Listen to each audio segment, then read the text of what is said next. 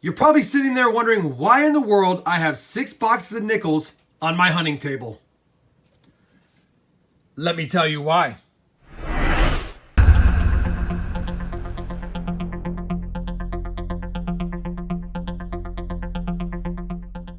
Hey everybody, it's Rob with RobFindsTreasure, and that's right, we've got 6 nickel boxes sitting here on my coin hunting table.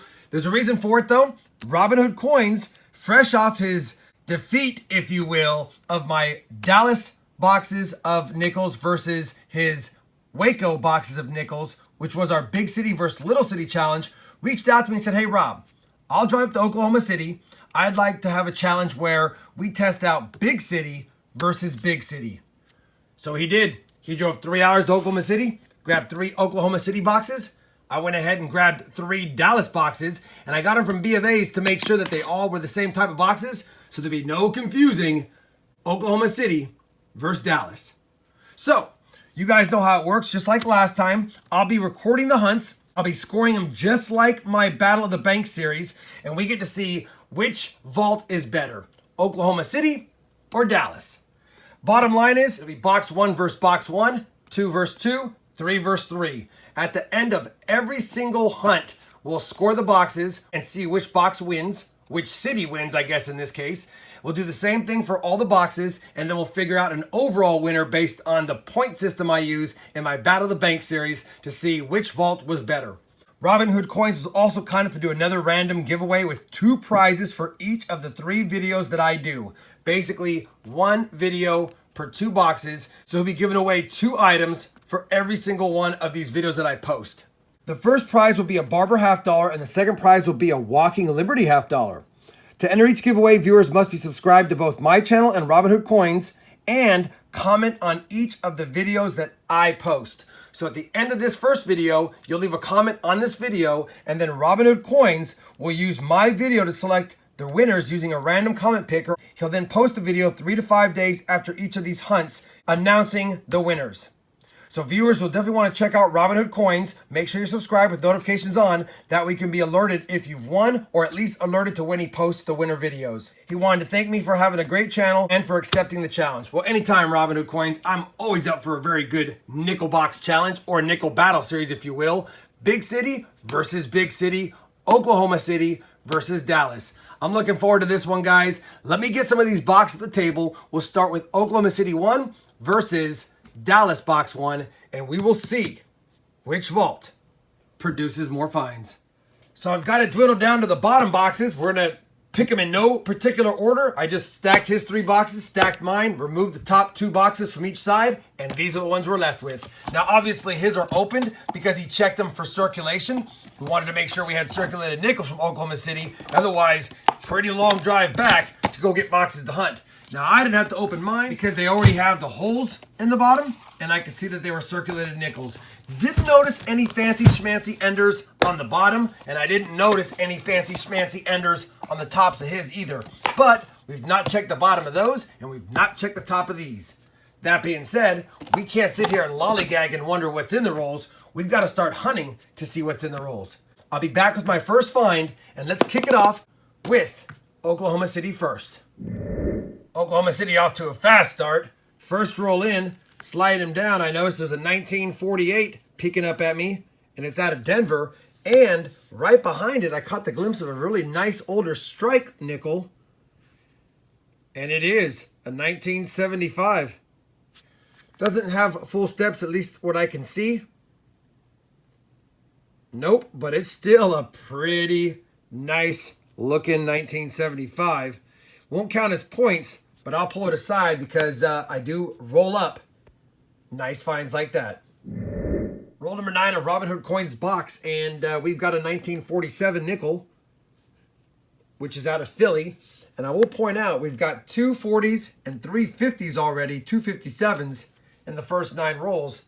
Not quite. So that's off to a pretty good start still. So curious to see how this OKC box performs. Roll number 15, a 1940 out of Philly. Roll 20, we've got another 1940s nickel. It is a 1941 out of Philadelphia. Roll 28 of the OKC box, and Elvis lives. Roll number 34. Got another 1940s nickel, and this one's a 1948 out of Philadelphia. So far, no really great finds, just a lot of 50s and 40s, and really not a lot of 40s, more 50s than anything. The box has been a little bit better than an average box so far, but honestly, we're going to need some hits here shortly, or it's going to be just an average box, and we know my boxes have done well. Still, we got to get to hunting, not trying to figure out what's in these rolls. Roll 43, we've got a 1947 out of Philly.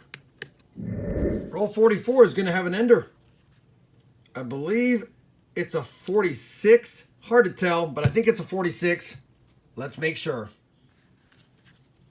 The ender is a 46, and it even has the ring of death from being wrapped, but it's a 46D, and it'll add some points to the board. Roll 46 is going to yield another 40s nickel, and it's another 47. This time, was that an S? It is. 1947S. We'll add it to the top and look for more. All right, we finished hunting that Robinhood Coins Oklahoma City box of nickels, and you know what? It was not a bad box. We got 14 from the 50s, a bunch of 52s. That was the oldest from the 50s. No semi-key dates and no key dates whatsoever. Just a bunch of average condition circulated 50s nickels. We got 8 from the 40s, no silver, not even a 49. No 42 transitional type 1 year nickels as well. So again, 14 and 8 is 22 coins, early Jeffersons. That's not bad, but nothing that's going to score a lot of points. We did manage to eke out one 2009. Of course, it's a Denver. And then these aren't going to add any value or any points, but I still thought they were pretty cool. A really nice 1975 Denver, as well as the Elvis one.